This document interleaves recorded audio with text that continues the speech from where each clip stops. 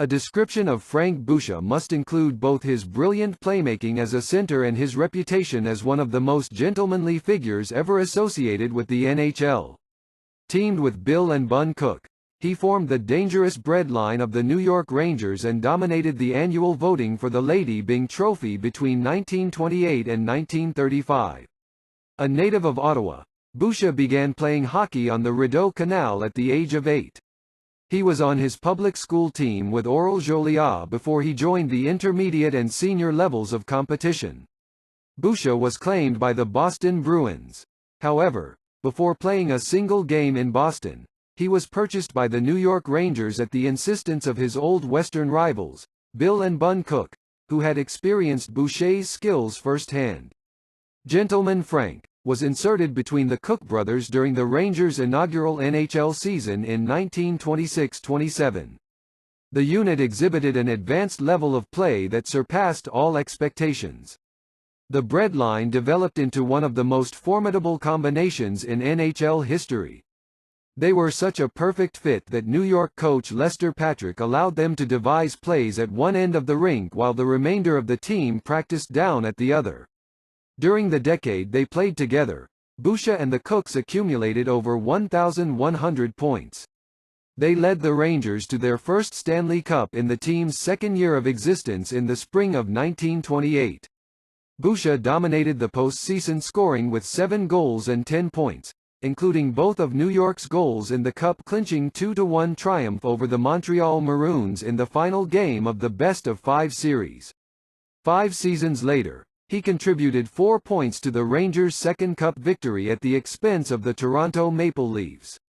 Boucher retired partway through the 1937-38 season but returned for 15 games in 1943-44 when players enlisted in the Army and the Rangers' roster was depleted.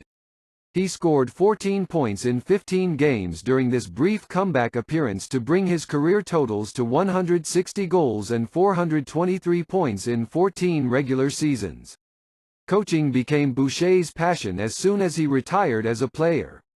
He guided the New York Rovers to the championship of the Eastern Hockey League in 1938-39 before rejoining the Rangers the following year. Boucher made a triumphant return to the Blueshirts by coaching them to victory over the Toronto Maple Leafs in the 1940 Stanley Cup Final. That same regular season, he pulled goaltender Dave Kerr with 2 minutes left in the game in an attempt to tie the score, initiating a trend that would become exceedingly popular in the coming years.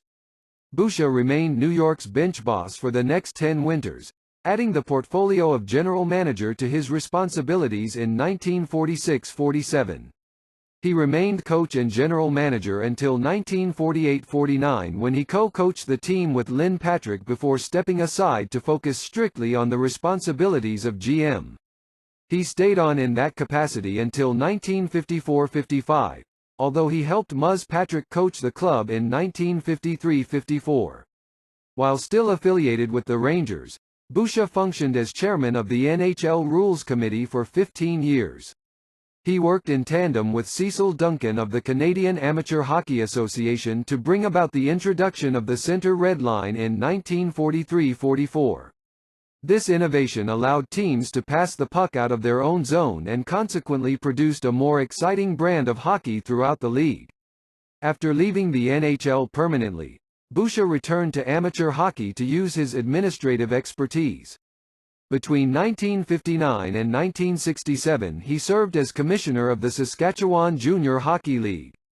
During the 1966-67 season, he performed the same duties for the Canadian Junior League as well. Frank Boucher was one of the finest all-round players of his time. His gentlemanly conduct on the ice served as a benchmark for many who followed him. On February 9, 1962, Boucher was presented the Sportsmanship Brotherhood's annual award in New York. He was honored posthumously with the Lester Patrick Trophy in 1993 for his immense contributions to the game in the United States.